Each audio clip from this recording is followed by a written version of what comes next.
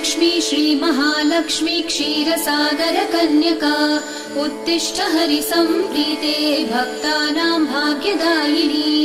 श्रीलक्ष्मी श्रीमहालक्ष्मी क्षीरसागरकन्यका उत्तिष्ठ हरिसम्प्रीते भक्तानां भाग्यदायिनी।